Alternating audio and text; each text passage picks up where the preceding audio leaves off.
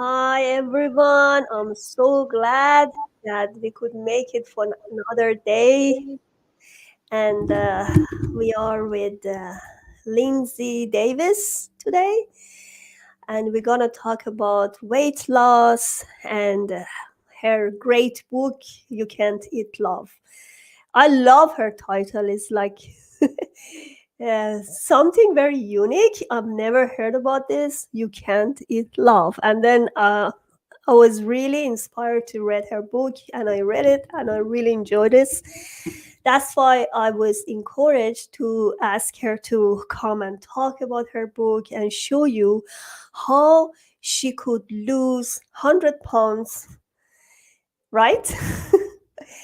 and with not so much effort, right? With some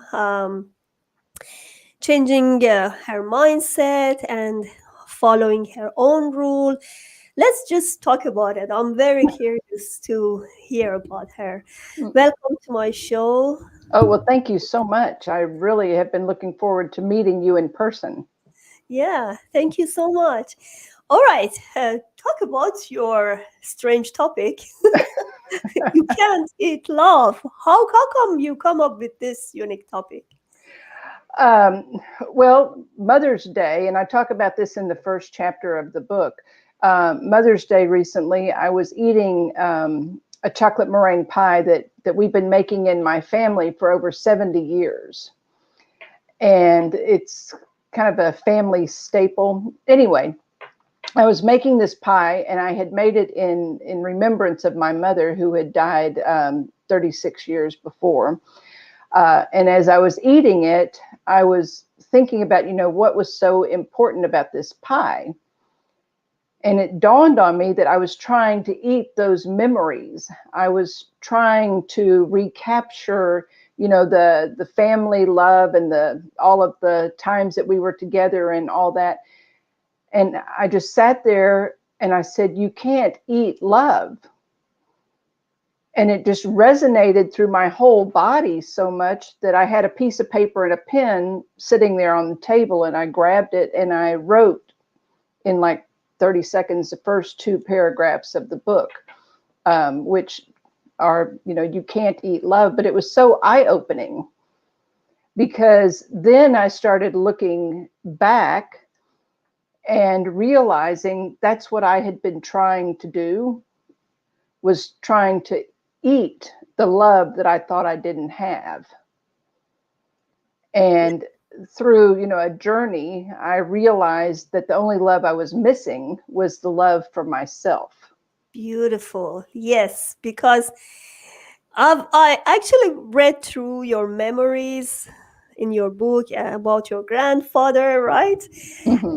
And whatever, you are right, because food is not only your memories, it's especially for immigrants from another country, is very nostalgic. And one of the first thing you really miss your country is the food. Mm-hmm.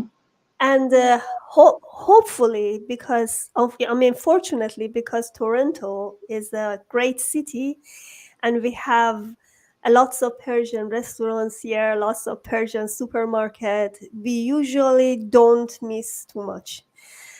Other, unless we miss our family, of Right. course, but because of the food, it gives us lots of energy, and by eating those memories, you don't need to regret that you're coming here. Mm-hmm. So tell me about this. How did you start your journey? Because I know you started a lot of weight loss technique and none of them worked for you. But one day you decided, no, that's it, that's enough. I'm going to change my life.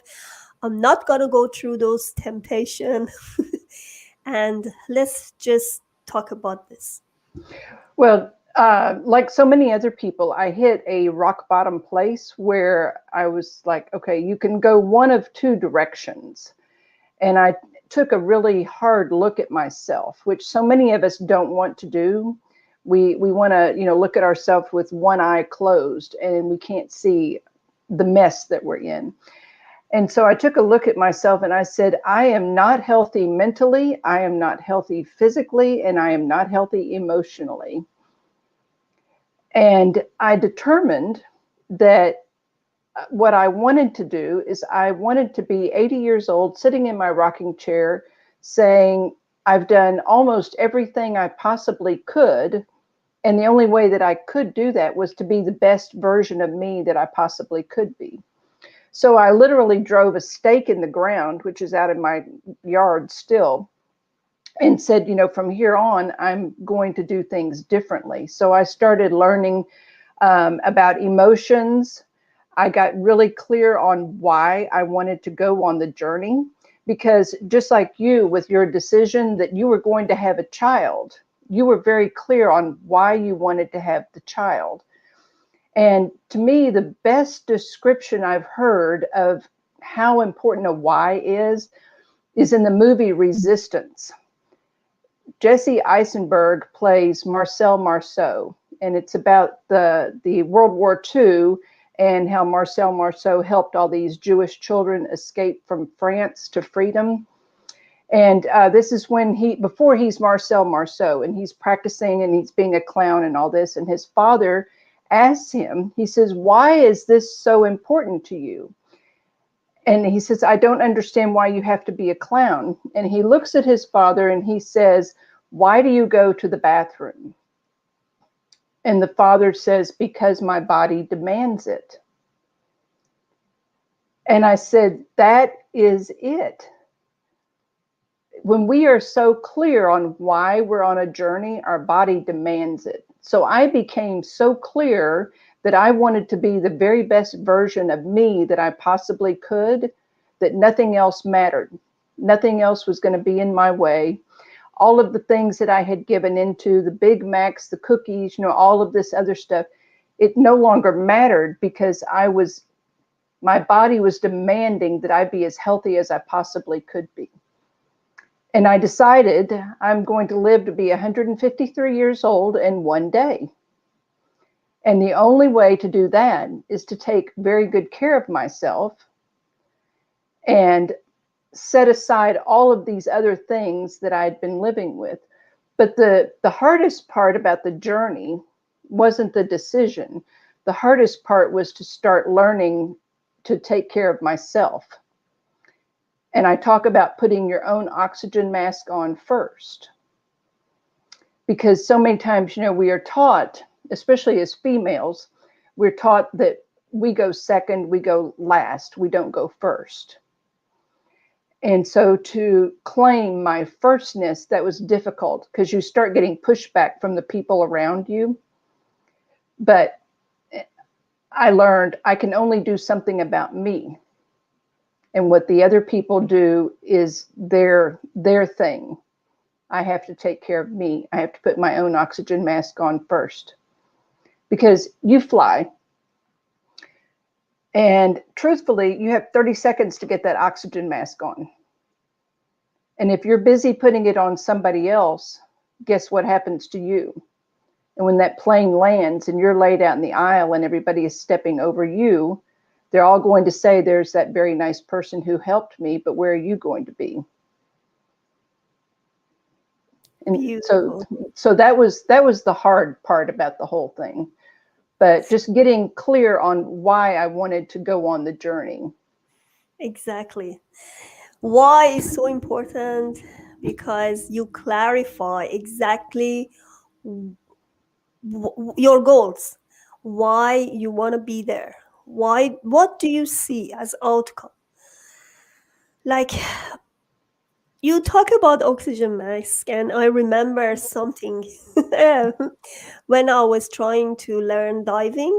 Mm. Diving in open water, 18 meters. I was trying to get the license, and in pool was so easy because everything is under control. It's not 18-meter. But as soon as I went to the real 18-meter water in ocean in Australia, then I realized, wow, this is totally different. And then we've been there, and as one part of the session, the instructor removed the oxygen mask from me. And then I forgot everything that I learned already in the pool, because it's not just putting your mask, it has a technique. You have to remove the water unless you cannot breathe. And that moment, I just realized there is there is a very little gap between my life and death. If I don't remember, if I don't take care of myself, even if there are lots of people around me, because we've been there as a team to be trained, I cannot help myself. So everybody looking at me to see what I'm doing, and I was really scared. But I said, okay, I have to be confident. I can do that. And then I remove it, and then I could breathe again. So that's in real life. Sometimes it's so scary. Everybody look at you, but the point is, that's only you have to take care of yourself, because if somebody remove this oxygen mask, you cannot breathe. Nobody can breathe for you. Mm-mm. Nobody can, even if they love you, but you are the one who should be healed or should breathe again. Mm-hmm. Exactly, exactly. And I dive also, and I can remember that part of the test. And I said, I'm going to die. That's all there is to it. I'm going to die.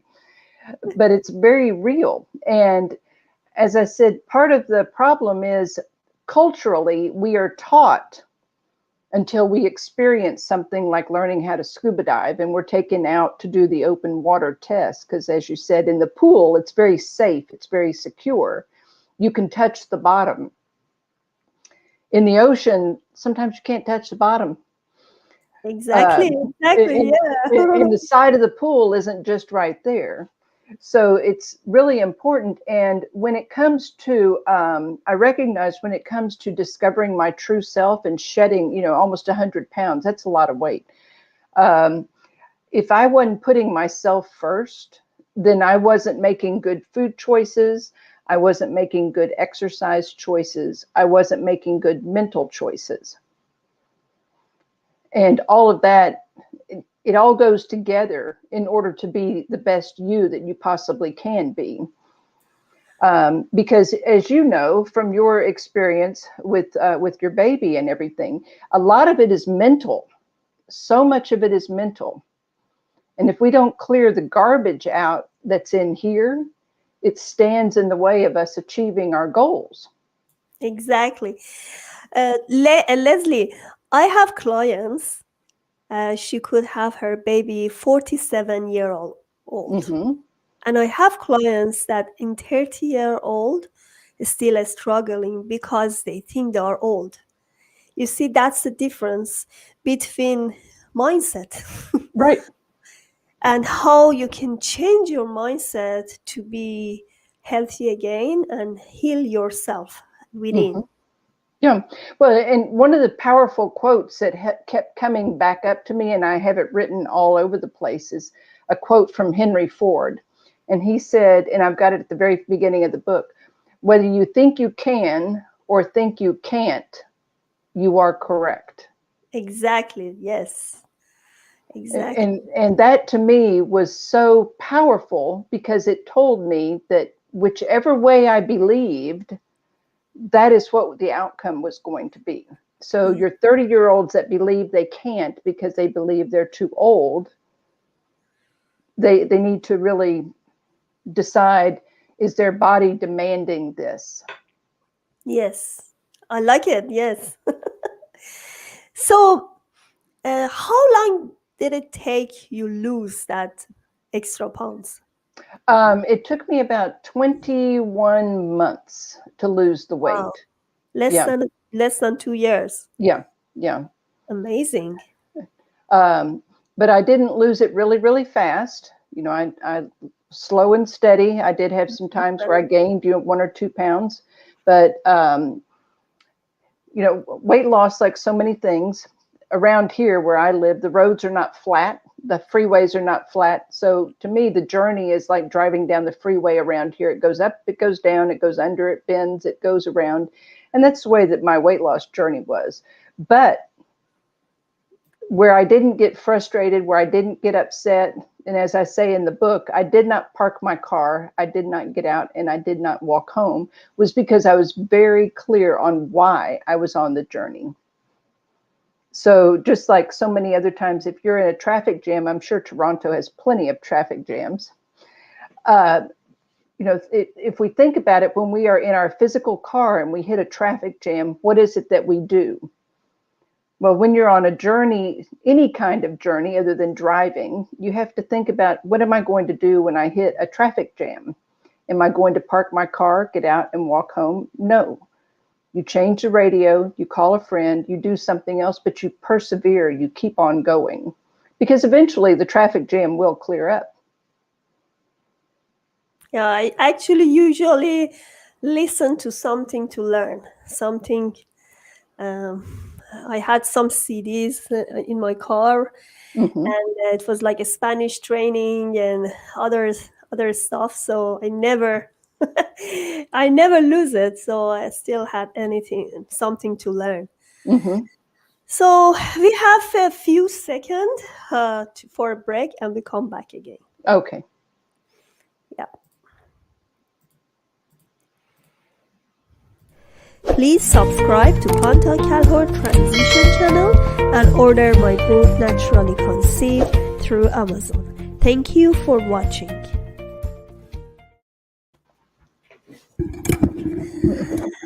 All right. Did you use any specific diet? Well, the plan that I followed was Weight Watchers, because I did not know anything about portion control. And that was the plan that I used to learn about portion control. I don't follow it really tightly now because I've learned about portion control, and I read a lot of labels. I didn't know how to read labels before, to read for calories, to read for sugar, to read for carbohydrates, to read for protein. So now what I do is I focus on getting at least 150 grams of protein every day. So I read more labels than I do follow that plan. And so as long as I'm getting my 150 grams of protein every day, I'm doing well. And you probably are wondering why 150 grams of protein. Well, in order for your body to really be healthy and strong, protein is the building block of your body, the building block of every cell in our body.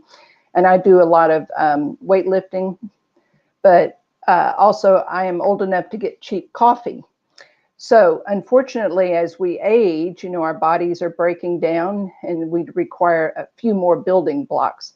So since I increased my protein to that much, which is almost a 1-for-1 per pound of body weight, I've discovered my skin is a whole lot stronger. My bones are stronger. Everything is just stronger because, as I said, we need that much protein. But I don't have to watch. I don't crave sugar either, because protein offsets that sugar craving. Beautiful. You have to be a health coach. Oh. That's what I did, to be honest, because as soon as you go through your journey and you, let's say like me, struggling with fertility journey, then I realize that's only you to customize what you need. And you have to learn exactly. So knowledge is a power. Mm-hmm.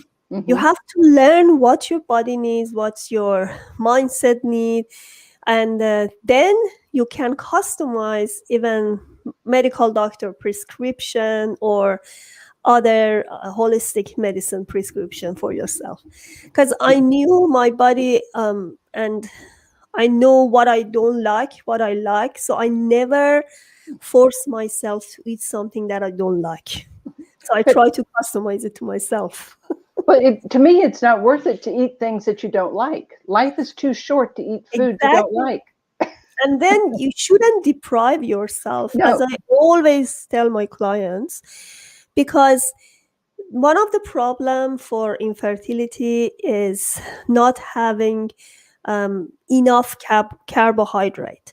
And some of these diets out there Mm-hmm. recommend not having carbohydrate, and that bring you lots of energy lack. So you have lack of energy, you can't perform the way you should do. Well, and you And feel tired. yes, exactly, you feel tired. I'm not talking only about the fertility that happened to chronic disease and other Mm-hmm. stuff. The problem is people need a fast result, and that's the worst um, thing that we expect. Because if you go for fast result, let's say you want to be rich in 2 weeks, then you lose the money in 2 weeks. How do you want to take that money in 2 weeks? Like, that shouldn't be a strong way to gain that money. You have to, I don't know, steal money hit, from somewhere hit the to be lottery. rich in 2 weeks. Exactly.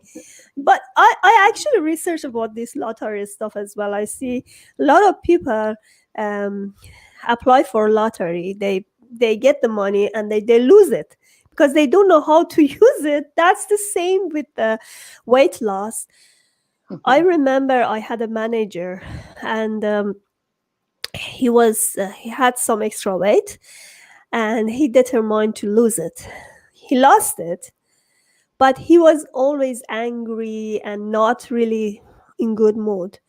And after sometimes when he actually had some bankruptcy and some um, his financial stuff was not really good, and then again all the way came back. Mhm.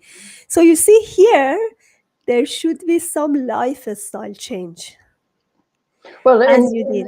and that was what I realized because um, if I'm not changing, like I said, if I'm not cleaning up the garbage, then I go back to the old ways. And your manager or anybody else who goes for a quick fix, they're not solving the problem that got them there in the first place. And so as soon as it's like those airplanes that have a rubber band, you wind the rubber band, you wind the rubber band, but as soon as you let go of the propeller, it starts spinning and it goes back to where it was, right?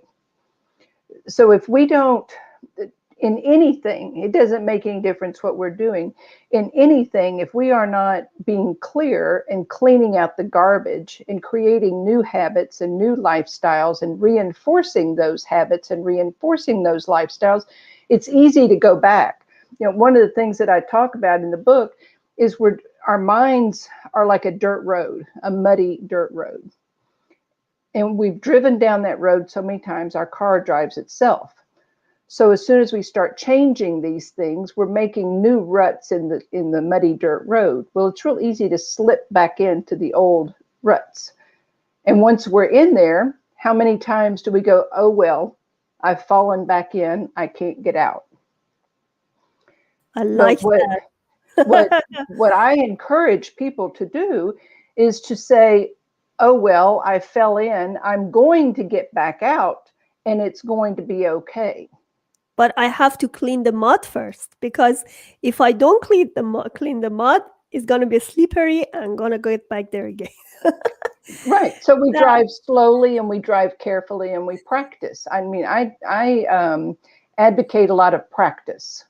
yes, You practice going over to your aunt so and so's house who insists that you eat whatever fruitcake cookies that she made just for you. You practice going to the restaurant and ordering what it is you plan to order. We practice. Um, Musicians, actors, they don't perform without practicing. exactly. I have a book. I don't know if you heard about it. It's called Rules of Change for the Better.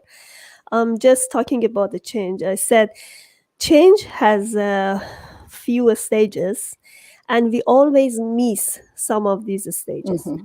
Because if you go to project management, because I was a project manager as well, they say only they have initiation part, then we have plan and act, right? But I said there should be another step ahead called maturity. Yeah. Because first of all, you need initiation because you have to have some inspiration to change yourself. A lot of people plan every day to do some stuff, but they never do it. They say, okay, let's do it tomorrow, let's do it the next week, you know.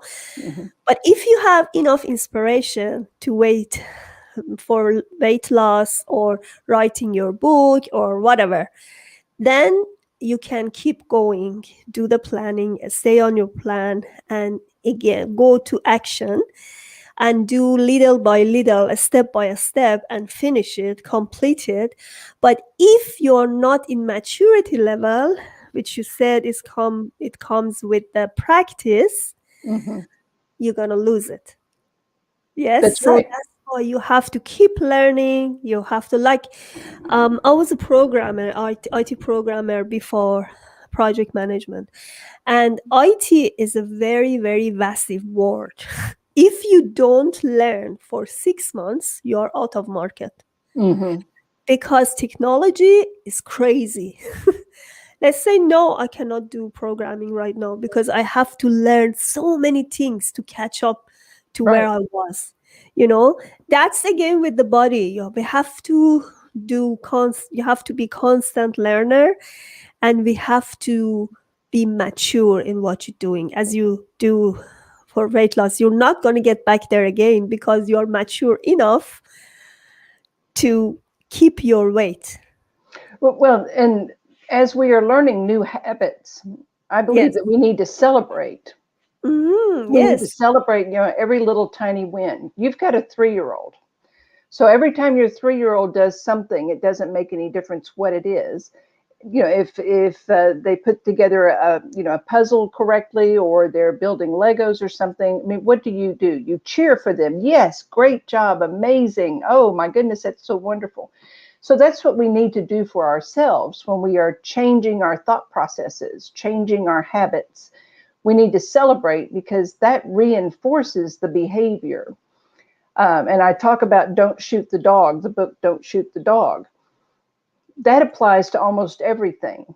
If we are trying to change a habit, trying to develop a new lifestyle, trying to do something hard, because you're working with a lot of women who are struggling with fertility. I imagine they're doing a lot of hard things in order to achieve their goal that their body is demanding.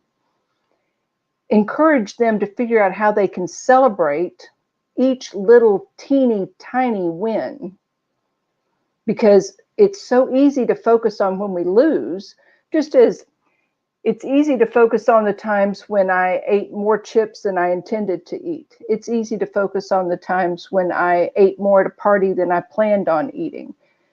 But that's not helpful. What is helpful is saying, okay, so you ate more chips than you planned on doing, but you know what? You didn't eat as many as you might have before, and that is amazing. Yes. I like it. Yeah. Yeah, actually, celebration, I do always. I'm a notebook. I have weekly celebration for myself. I have monthly celebration. I have bonus. I have some task. I always plan for the week. If I Mm-hmm. do extra, I say, oh, that's a bonus. If I cannot do whatever I already planned, then I see there are some blockers that I have to remove. Right. And then I get help or remove it myself, and I see what was the problem, because the problem is sometimes we have a lot of blockers on our way, and those blockers doesn't keep us going. No. So it's like weight loss, right?